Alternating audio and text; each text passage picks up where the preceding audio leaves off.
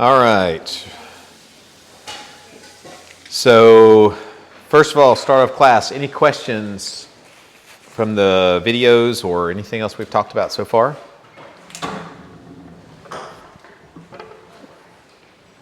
Who watched the videos? Everybody, almost everybody. All right. So, what were the videos about? The political parties, okay. What are the two biggest political parties in the United States?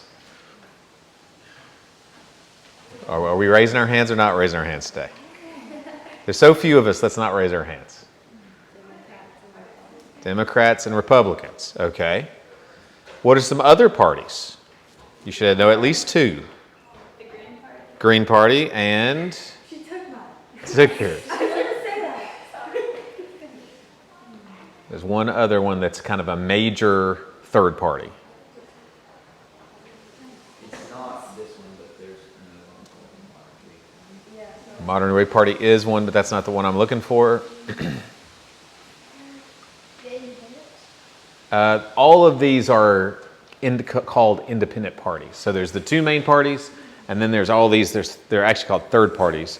So the word independence, an independent is used to describe someone. So in the political process, there are people who say, I'm a Republican, right? And there's other people who say, I'm a Democrat. And then the people who don't claim one or the other are counted as independents. So like the Green Party people would be counted as an independent. The Libertarian Party, okay? Libertarian Party. So the Green Party and the Libertarian Party are by far the largest of the third parties, of the independent third parties, okay? But there are dozens and dozens and dozens of them.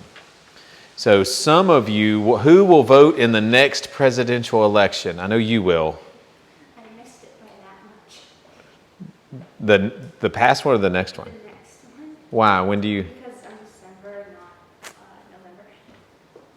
November. Okay. So are you the only one? All right. So when Emma votes, but Emma has actually seen this before because she goes in with me, or they used to when she was smaller, I guess still does now, goes and votes.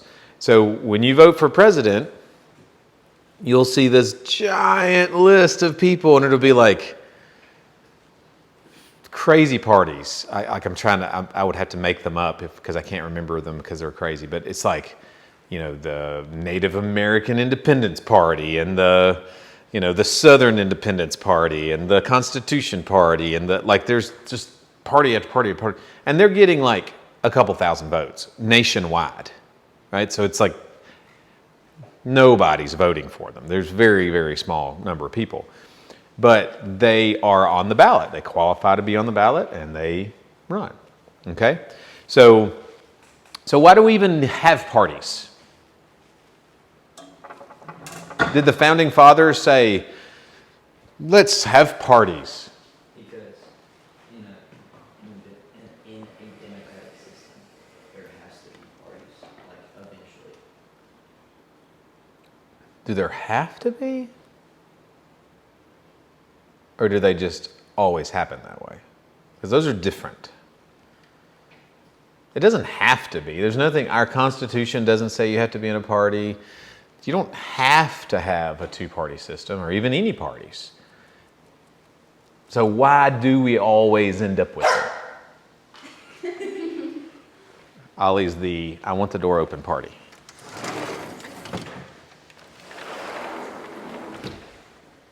So why do we have parties in a democratically elected process?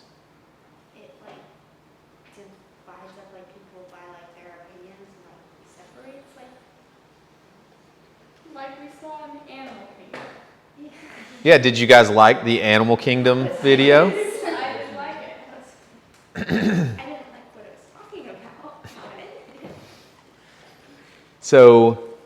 So yeah, I mean, and that's what our exercise will hopefully help with today. And again, I hope it doesn't get broken by that because I plan for there being more people. So let's see if we can make that happen. All right. So I'm going to hand you your preferences in elections. And it starts from the left is your first choice, and then second choice, third, fourth, fourth. All right?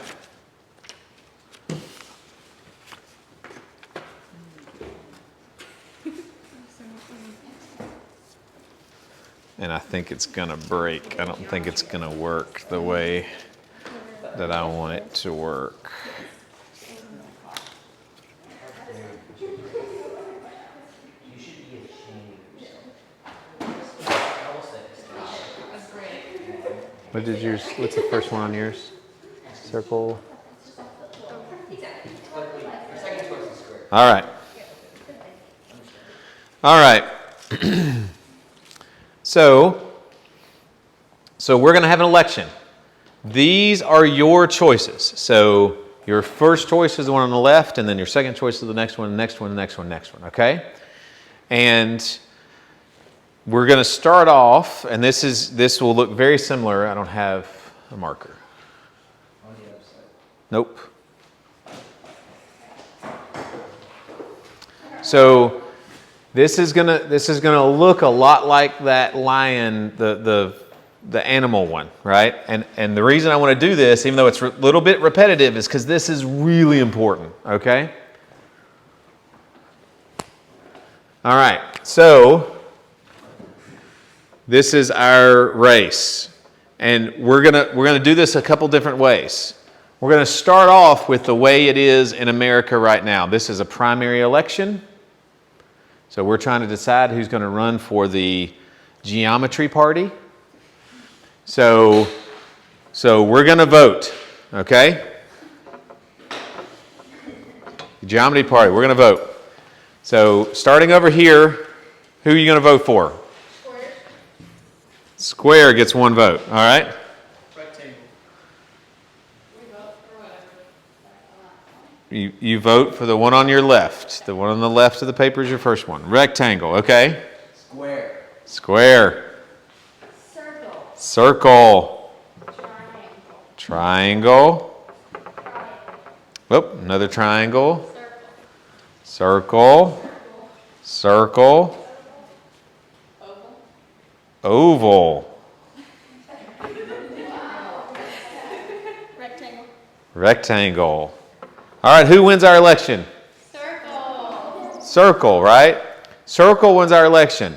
How many people didn't want circle? The majority of them. Way more people than wanted circle. Okay? So this is not just a silly abstract thing. My boss is the mayor of Rutherford County. So raise your hand if you know who the mayor of Rutherford County is. All right, I would expect so much from some of y'all. Who's the mayor of Rutherford County? Bill Lee? Nope, governor of Tennessee. Close. Joe Carr. Joe Carr, right? Joe Carr is the mayor of Rutherford County. So I work for him. He's my boss. How many people do you think voted for him, or what percentage do you think voted for him in the primary? 67%. 67%. Who else? Anybody else have guesses? I was there election day, it's 23%. 23%? No. 1/3. Like So roughly a third. 2/3 voted against him. I don't know. 2/3 voted yes. 1/3. Ryan's close. So we'll go with his guess. 1/3. It's roughly 1/3. So there were 4 people in the race, I think, 4 or 5 people on the ballot, 3 strong candidates, and he won with about a third of the vote, a little more than a third. Okay? What about election day? That's the primary. That was for the parties to decide who they were going to run. So then, on the actual election day, how many people do you think voted? I mean, what percentage do you think my boss got when he won? He was the Republican running against 3 or 4 independents. No Democrat? No Democrat qualified. They didn't run. Nobody tried. 67%. 45%. So my boss, who is the mayor of Rutherford County, had more people vote against him than vote for him in both elections, the primary and the general. Think about that. So a lot of people would say this is a failed system because the majority of the people didn't want circle, but circle won. Okay? This is animal kingdom all over again, right? Like this is called first past the post, right? First past the post means whoever gets the most votes wins. Doesn't matter how long it takes you. The whole idea is it doesn't matter how long it takes you to win the race. You don't have to be fast to win the race. You just have to be faster than everybody else. You don't have to have a lot of votes to win the race. You just have to have more votes than everybody else. Okay? So now let's change this a little because there's another way to vote. And that way to vote is called, it's got a couple different names, but the biggest one is, and this is like a conversation happening right now. There are some states that are doing this, and it's called the instant runoff. And an instant runoff, when you vote, you pick first, second, third, fourth choice, depending on how many people are on the ballot. And if the lowest number of vote getter, so the lowest number of votes person, they drop out and then we move to their second choice. So if your first choice was the lowest number of votes, so we're going to do that right now. So oval, where's oval? Oval? What was your second choice? Because your candidate lost. We're dropping them out. What's your second choice? Square. That's rectangle. Oh, I'm sorry. Thank you. I'm trying to steal the election there for rectangle. All right. So rectangle dropped out. Now, or square dropped out. Now, Oval dropped out. I'm sorry, oval dropped out. Now, because of the way this worked, I'm gonna add one more vote in here because people being gone messed up my math. So I'm gonna say that there was line, and I voted one for line. So both line and oval are now out of the race, right? They tied for last, so they get dropped out. So my second choice was triangle. Okay? All right, so triangle is out of the race. I'm sorry, so now rectangle is out of the race. So who voted rectangle first vote or second vote? Rectangle went first. Do what? Rectangle went first. Okay, what's your second choice then? Square. Square. And then strong, okay? Rectangle was my first. All right, so what's your second? Square. Square. All right, I think square win now. 1, 2, 3, 4, 5. I should do it this way, like I know what I'm doing. No, so square hasn't won yet because it's 5-6. So no one has gotten a majority yet, okay? All right, so now we've got to drop one out, and it was supposed to be circle. So let's drop circle out. Again, they messed my math up by people not being here. All right, so what's the next? What's your next? Circle. Let's start over here. Were you circle? Circle. What's your second choice? Triangle. Triangle. What are you? I was triangle. Triangle. Circle, but my second is triangle. Second is triangle. No, it was circle 2 and my second triangle. Triangle. So guess who won the election? Triangle. Triangle, right? So this form, this instant runoff, allows multiple candidates. You're not penalizing people for choosing a weak candidate as their first choice. Does that make sense? Because if, who is Oval? Oval? So Oval was passionate about Oval, right? So she wanted to vote for Oval for her first choice, but she knew Oval wasn't going to win. So but she felt safe voting for Oval because she could have a second and third and fourth choice. So next election, maybe because Oval got one vote, maybe some of you guys are like, maybe I ought to give Oval a chance. Maybe I should listen to Oval. Have him over for dinner. See if I like his ideas, right? So this type encourages people to run. Now, interestingly enough, this is a popular method. So we're coming back to the parties now, all right? So this is hypothetical. We're coming back to the real world. Who do you think likes this method the most? Republicans or Democrats? Y'all may not know. Do y'all know a lot about like Republicans, Democrats, and what the differences are and all that? Because that was in some of the videos, but it's kind of hard, right? I know like between family members, like they're passionate about this and they're passionate about this. But don't really know. Okay, so let's pause this for a second and let's have a conversation about parties. All right, so most people think of, what's the best way to do this? All right, so we have Republican Party, which is also called GOP. Why is it called GOP? What's GOP stand for? The Grand Old Party, which is just a weird nickname. And then we have the Democrats. All right?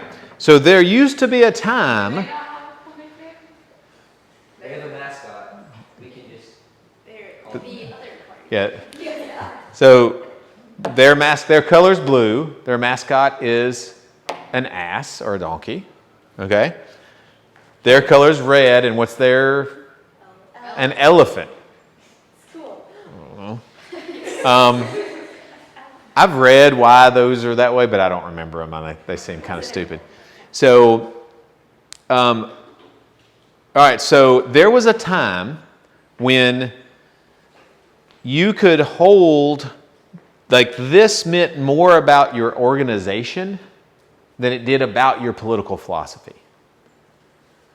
So it had a lot of Republicans were up north and a lot of Democrats were in the south, and they would even get together and agree on a lot of stuff. Like there'd be disagreement in here about the income tax, and there'd be disagreement in here about the income tax.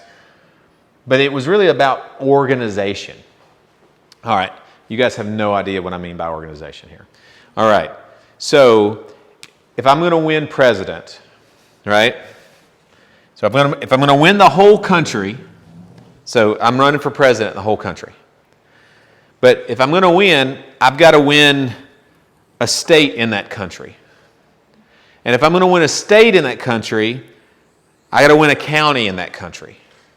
And if I'm going to win a county in that country, I've got to win a city in that county in that country. Right? But to win a city, I've got to win a part of the city. And to win that part of the city, I've got to win a part of the city. Right? Now you may say, okay, this is stupid. Why are we doing this? Okay? The whole reason is it gets down to the point where you have what used to be called wards. We don't call them wards anymore, but the term still works because it's a big city. So it's actually a New York term, but a ward. So you'd have a ward captain. And your ward captain was the person who went around and knocked on doors, right? I have knocked on hundreds of thousands of doors for campaigns. And it's just what it sounds like. You walk up to a door. Hello, I'm Cody York. I'm here on behalf of the Ken Yeager for Senate campaign. I'd love to give you some information and explain to you what his positions on the issues that are important to you are. So, do you have any questions for me, or what issues are important to you? All right? I've done that thousands, like literally hundreds of thousands of times in my lifetime. So that would be something a ward captain would do, except the ward captains would live in that ward. They would know the people. They would be they weren't just random like, oh, I think I'll do it. They were like connected people. They knew everybody. Some of them were connected through church or connected through their business, or sometimes they were like the butcher, and so they saw everybody, or baker, they saw everybody every day. So the baker would do it, or the baker's son would do it. So that there's one person for that, right? But think of how many people. There's a dozen wards in that city, and there's 3 cities in the county, maybe 10 cities in the county. Up north, there could be 50 cities in the county. And then you've got 95 counties in Tennessee, and then you've got 50 states. So this, to run for president, is a massive organizational problem. So that's where this organization comes in. Because what would happen is that ward, that guy that knows everybody in his 3 city blocks, right? In a city, it'd be like 3 city blocks. So that one guy, he knows everybody, right?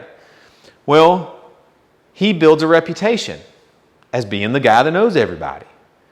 And eventually somebody starts coming to him and going, hey man, you come and you ask me to vote for your guy all the time.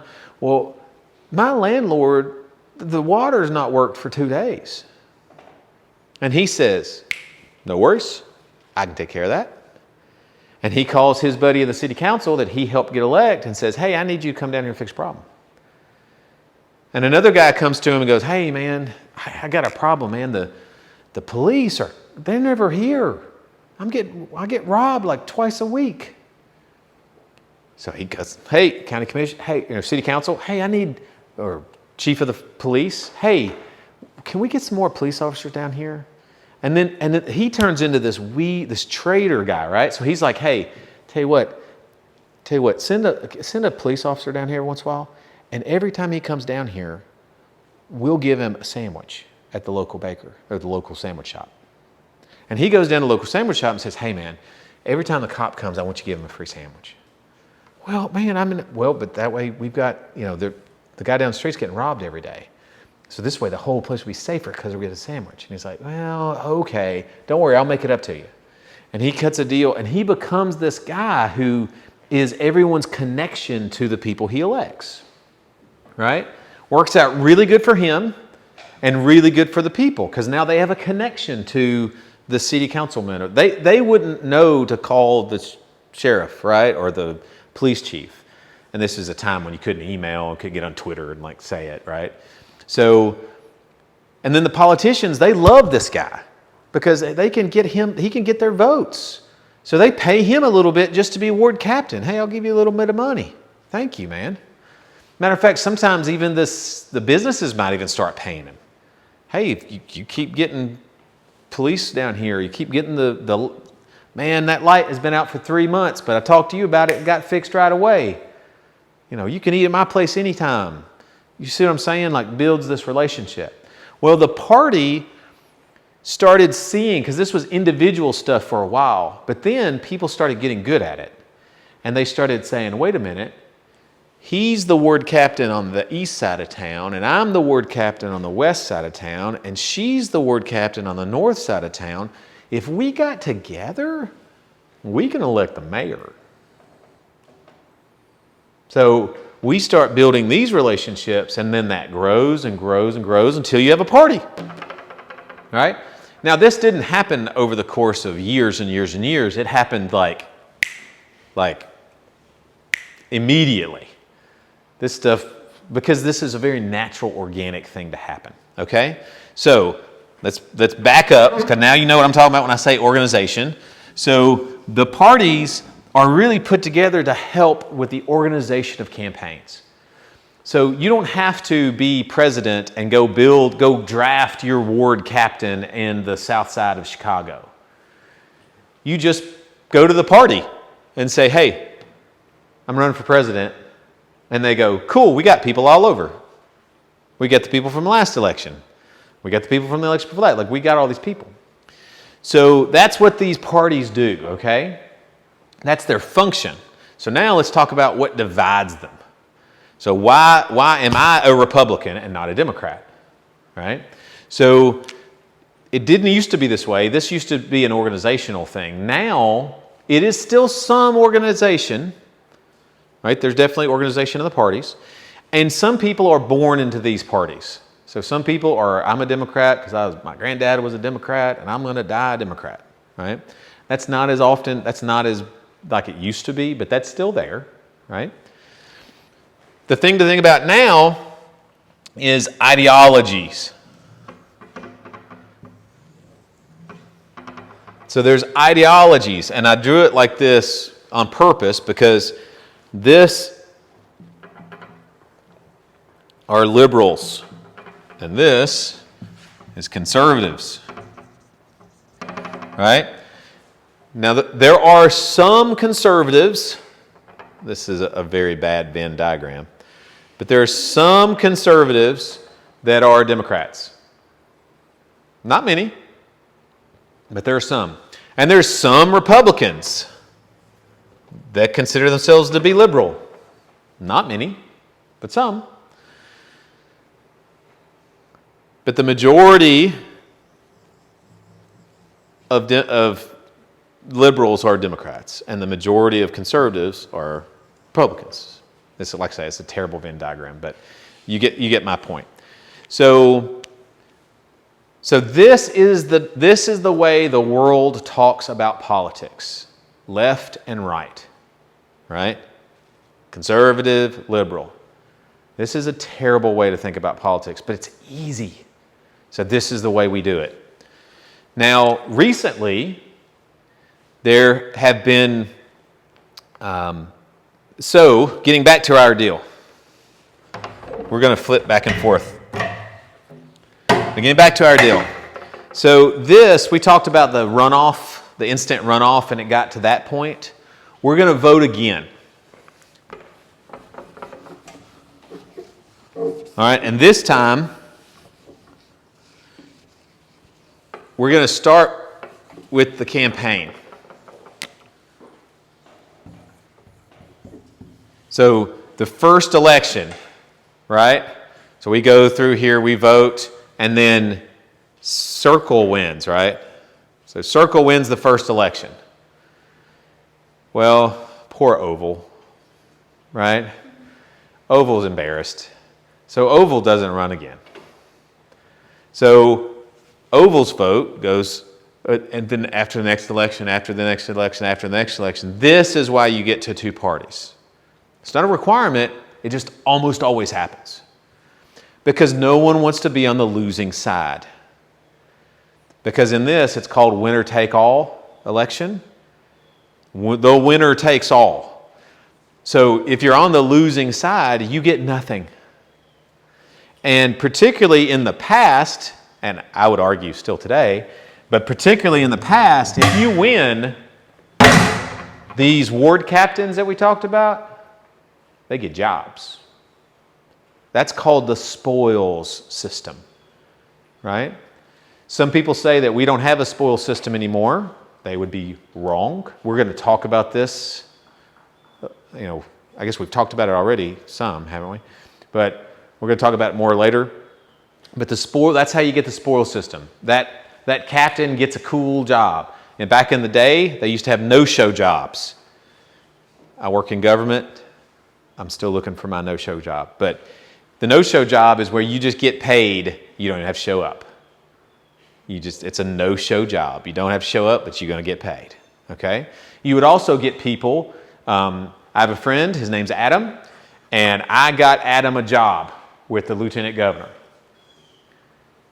And Adam jokingly said, because he's a student of political history just like I am, he jokingly said when he got the job, so now do I have to pay you 15% of my salary forever?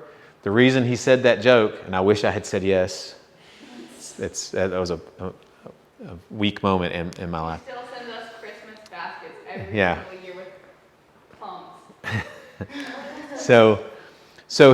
But he was saying that because that's the way it used to be. If you got someone a political job, a government job, you got a portion of their salary. And there'd be people like me who are pretty good at connecting people and getting to know people. Eventually, I'm making a ton of money, not even needing a job.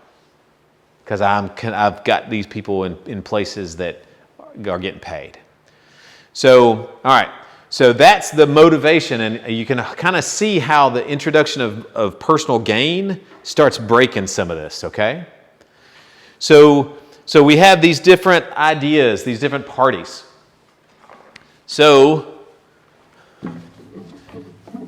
Lily Kate, you talked about, like, you kind of know that there's some issues, but what's the real difference, right, of the parties?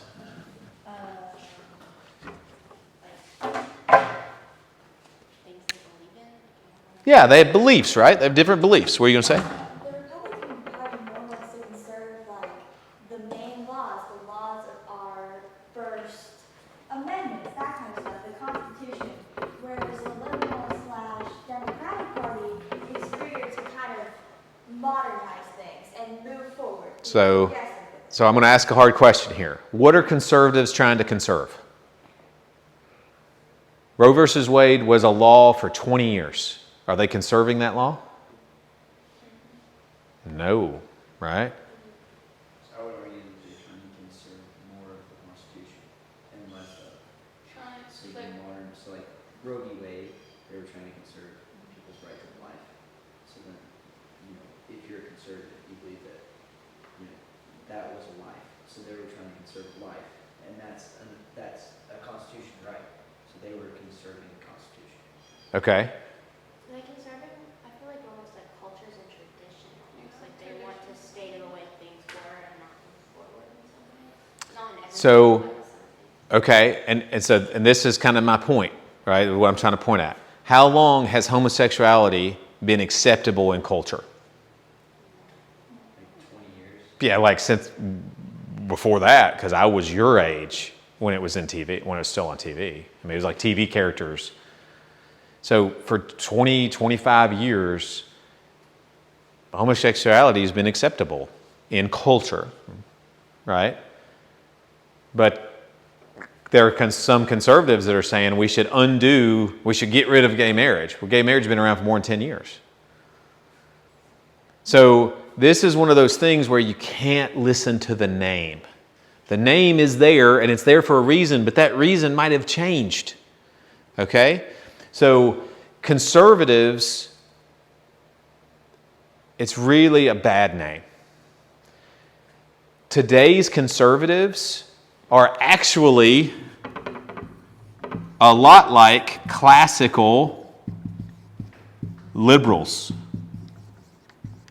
The guys that wrote the Constitution, what did they call themselves? Liberals. They were liberals because they were radically changing things. There was a king. There was a limited monarchy. And they're like, we can do better. We can do better. So we're going to radically change everything about our culture and everything about our government, and we're going to change this. And I'm oversimplifying, obviously, but they were classical liberals. The idea of classical liberals are if we get enough smart people, men, I guess, you get enough smart men in a room, you can come up with a better solution than what's being done right now. So what's the opposite of a classical liberal? What were those called? Federalists. Huh? Federalists. No? Because these guys there were two parties, Federalists and Anti-Federalists, so both in the classical liberal group.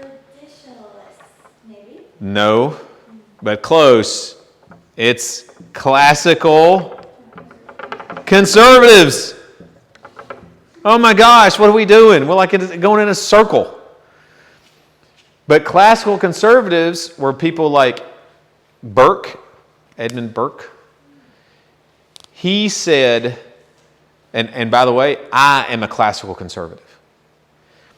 He said, hey, don't change stuff a lot.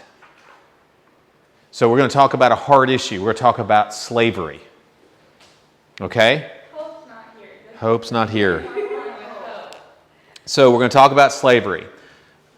The classical liberals right? And at this point, still probably would have called them that for the most part. Their solution to slavery was something radical, all right? Funny enough, Abraham Lincoln would have been in this group. My kids can't answer this question, so they know the answer. Does anybody know what Abraham Lincoln, one of the solutions he presented on the floor of the House of Representatives to solve the slavery problem was?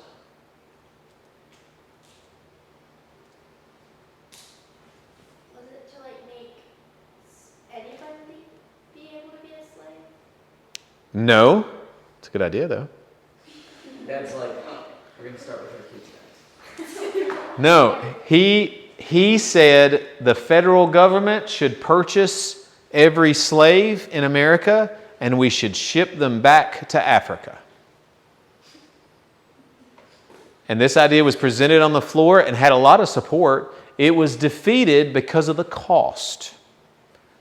Now, ironically enough, the Civil War cost hundreds of times more than it would have cost to purchase every slave and send them to Africa. There are a lot of slaves that went to Africa. That's why the Liberian flag is almost the American flag. So that was an American colony, some people call it a colony, American colony of freed slaves that were sent back to Africa.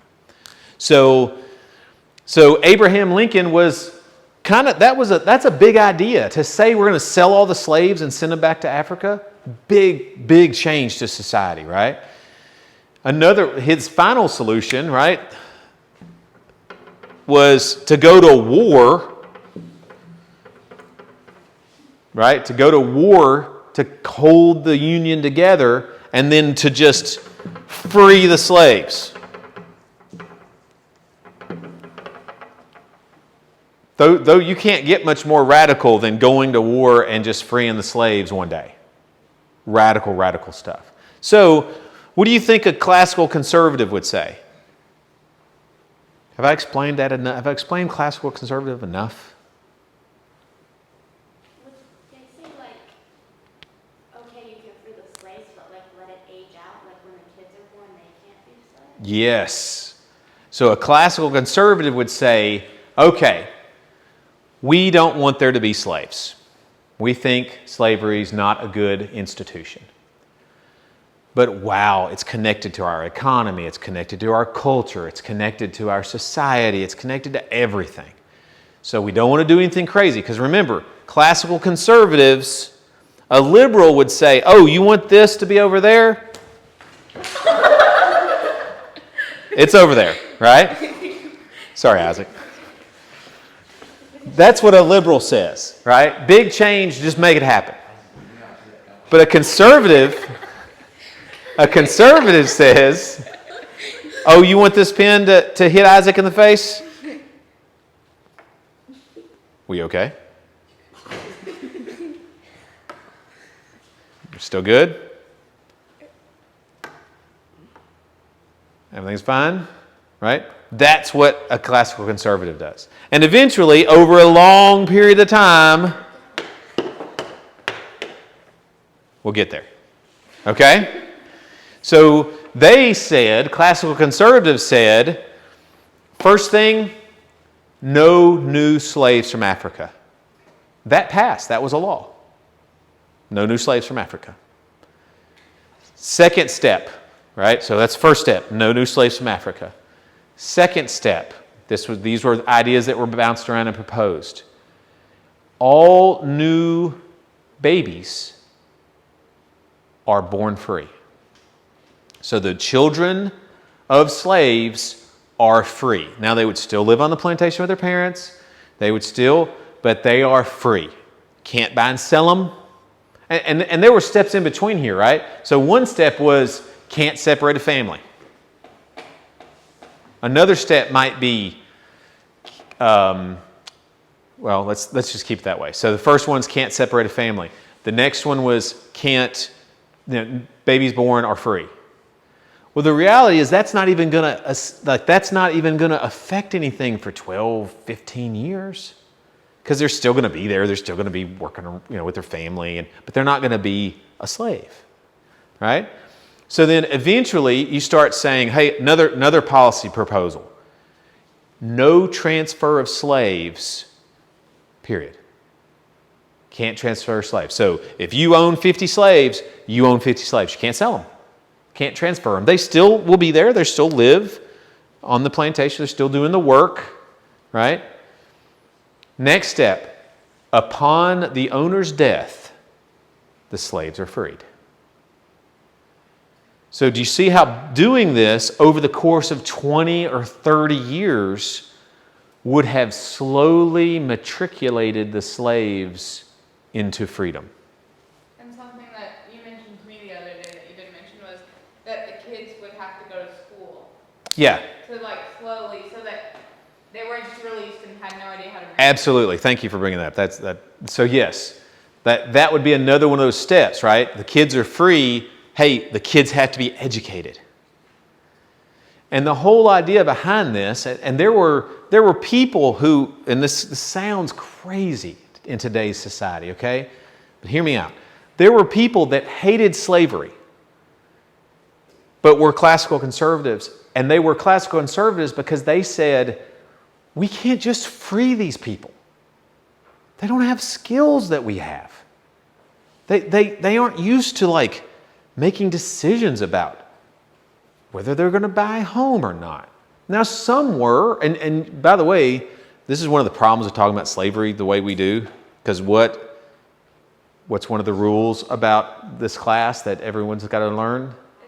It's complicated. There were slaves that were geniuses. Right? There's one or two. There's one guy I'm thinking of, and I wish I could remember his name. No, this guy was an engineering genius. He never went to school, but he started working in a factory, and he was like, something broke, and he was like, I can fix that, and he fixed it. And then he came back to the guy running the plant and the little factory thing and said,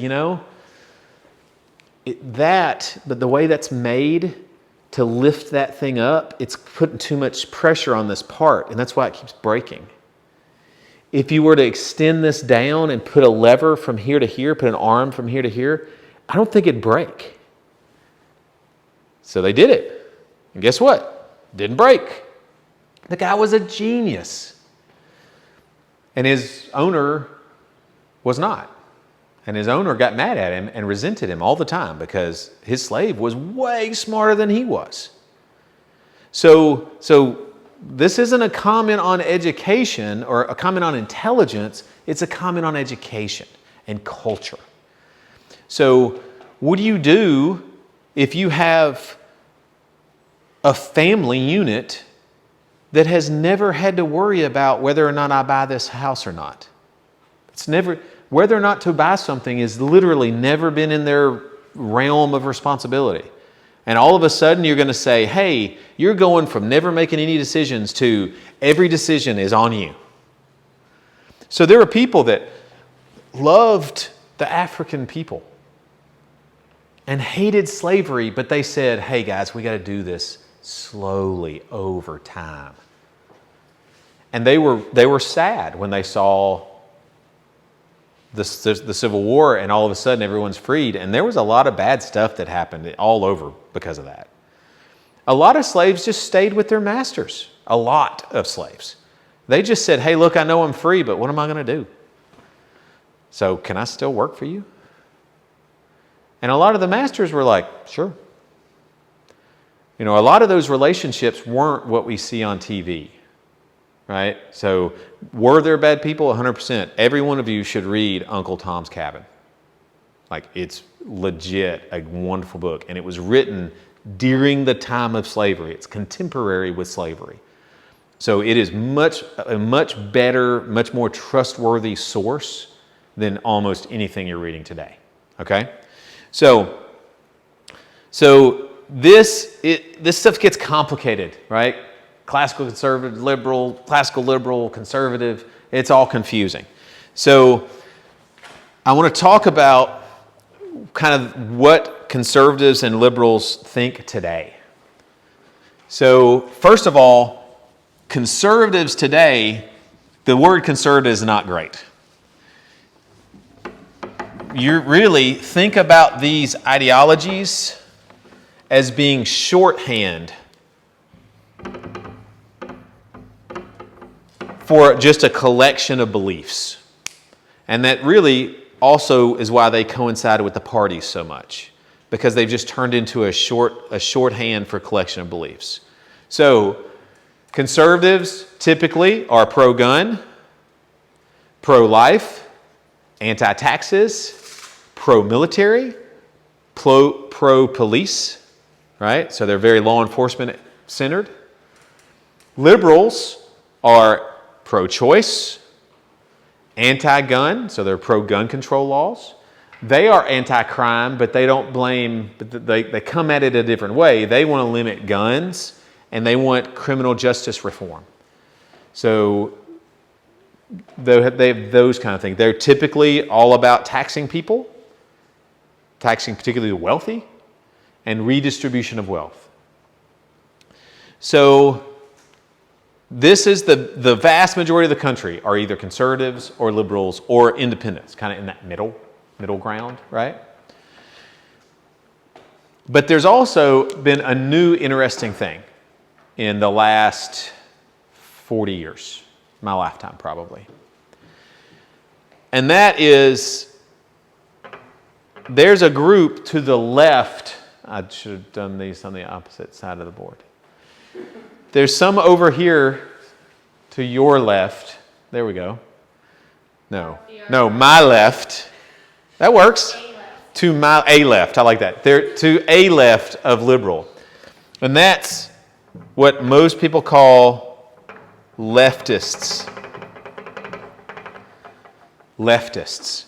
So we're getting into some really deep political philosophy stuff here, and I don't want to go too far into it, okay? But leftists are left of liberal. So they are the kind of people that say everyone should have, the Green Party are leftists, okay? They believe in universal basic income. Every person should get a check from the government. It doesn't matter what you do, if you have a job, if you don't, no, if you're educated, if you're not, doesn't matter. When you turn 18, you should get a check. Some people say when you are born, your parents should get the check for you, and then when you turn 18, then you get it. And it's just, here's $10,000 a year or $20,000 a year. People argue about differences. Okay? So I would love to go into deep. I taught a college course on political philosophy, so there's a lot here, okay? But we don't have time to get into all of it. So pulling this back to party. And then on this side, you have, a couple years ago, I would have said the Tea Party. All right? And it's not the Tea Party anymore. They got absorbed because, remember that two-party system and the winner-take-all thing? So what ends up happening is a third party pops up.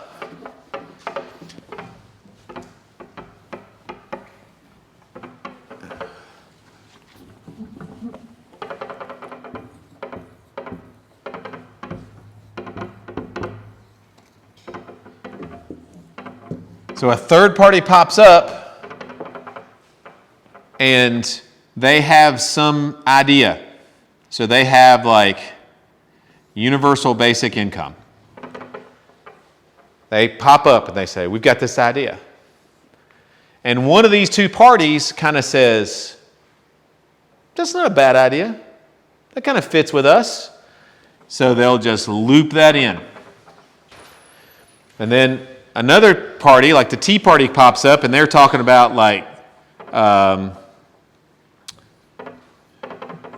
good government.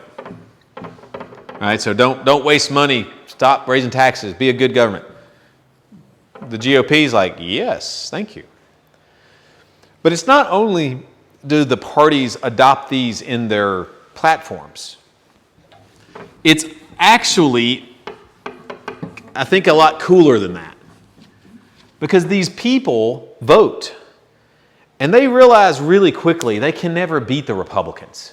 Right? In the state of Tennessee, Republicans are it. We've got supermajorities in the House and the Senate, and every statewide elected official is a Republican, and all except for the kind of big city people in Atlanta and Memphis. I think it's only Memphis. Yeah, I think only Memphis has a Democrat in Memphis and Nashville.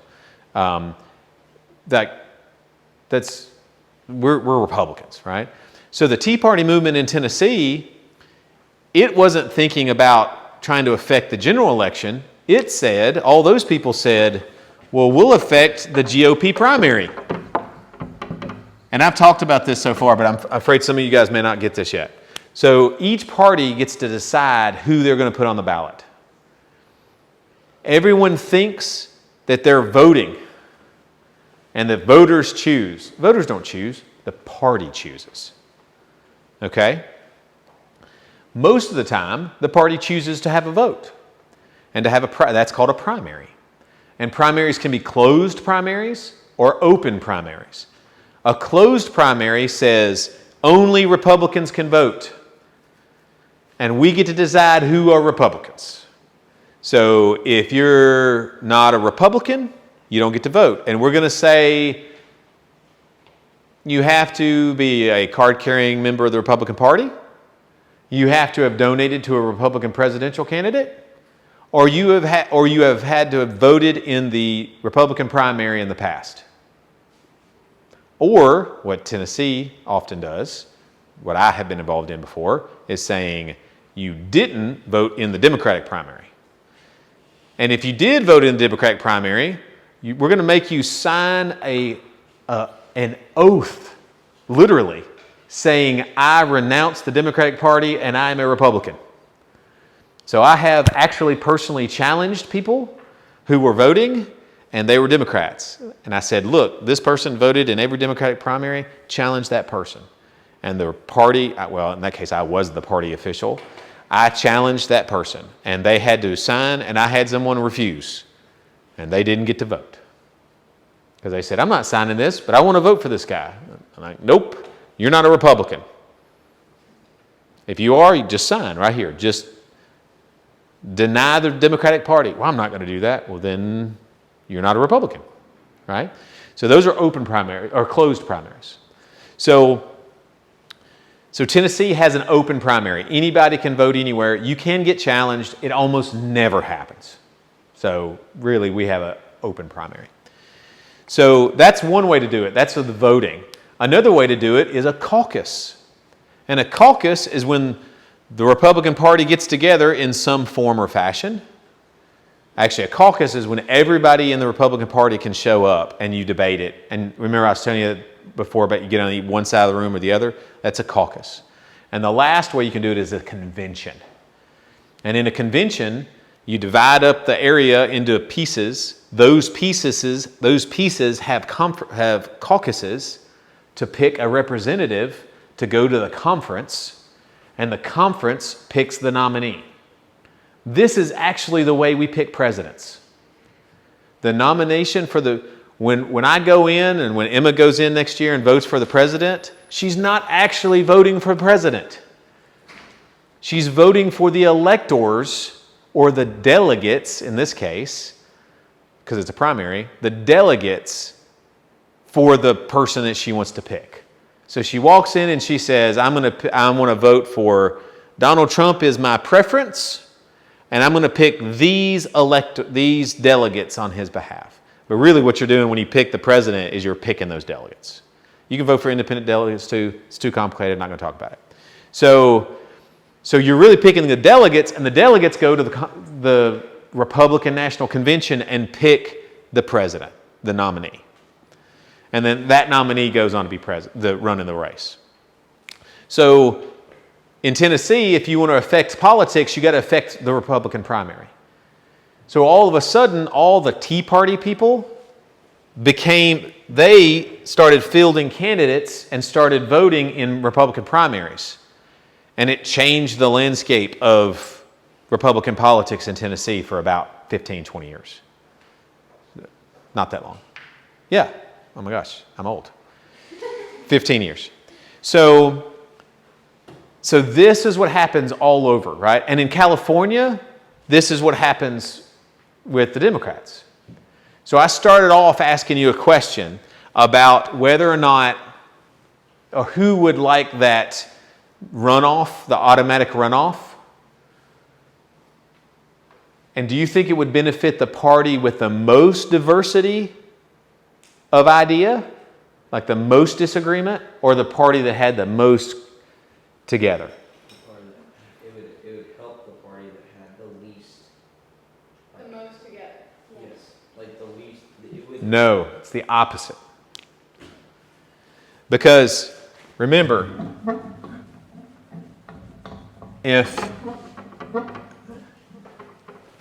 Green Party, environment's the most important thing. They're basically socialists, right? The Libertarian Party, they agree some with Republican ideas, but also big into pot should be legal. Most of them are pro-choice. They basically say that you should be able to do whatever you want to with your body. Inject anything, smoke anything, cut anything out, do whatever, right? Well, we're going to throw Democrat, GOP, and that's really about it. So in the Libertarian Party, they hate government. So that's like a Republican. But they also think you should be able to smoke dope legally. Well, that's the Democrats. Well, most of them are pro-choice. Well, that's the Democrats. But a lot of them are anti-regulation. Well, that's Republicans. So what ends up happening is you've got to pick what's your most important issue. For libertarians, typically, it's smoking marijuana. That's the biggest thing for them. So most of them, if they weren't voting Libertarian, would vote for Dems. Every Green Party person would vote for a Dem if the Green Party wasn't in the race. Every one of them. So currently, this system, if the runoff vote, the instant runoff vote, would help Democrats. And it is helping Democrats. There are states that have adopted this, and on the old system, the Republican would have won, and in the new system, the Democrats win. It also there's no penalty for running, right? You don't cost somebody else. So all of a sudden, you get bunches of people running. Hey, Hope and I are both diehard Republicans. And we would never both run against Emma, who's a crazy leftist, right? Because one of us, we'd split the vote and she'd win every time. But an instant runoff, no problem. We're happy. I'm glad Hope's in the race now. I would have killed her to keep her out of the race before, but now, no big deal. Because if they vote for you and you don't get the most votes, I'll automatically get their votes and I'll win. So the party that's most divided up benefits from instant runoff big time. Okay? So this is why there's a push in the country to do this now. So the most important thing to remember about the parties is that they end up being their beliefs are less important than their structure. So I worked for the Republican Party. I got paid by the Republican Party for a long period of time. And I've worked for Republican candidates. And inside the Republican Party, there's a lot of diversity of belief. And most of it's extreme, like how far down the road, everybody's pro-life, but what does that really mean? Like, how pro-life are you? Everybody's anti-tax, but how anti-tax are you? Does that make sense? So that tends to be the difference of ideology inside of parties. But the most important thing from a party's perspective is, can I elect my people? So right now, there's a big push in the House of Representatives. They're trying to elect a speaker. And it's all about party, because you typically vote with your party. And there's a handful of Republicans that voted out the Republican speaker. And now they're trying to get a new Republican speaker. And there's about 8 or 9 people on the really, really conservative side, and 8 or 9, and actually about 20 people on the left, on the more liberal side of Republicans, and they can't agree on someone. And they've been voting and voting and voting, trying to pick the new speaker. And they're on the 3rd or 4th choice now, and they still can't get people elected. So that's how important parties are in our whole process. All right? Any questions about party or anything like that?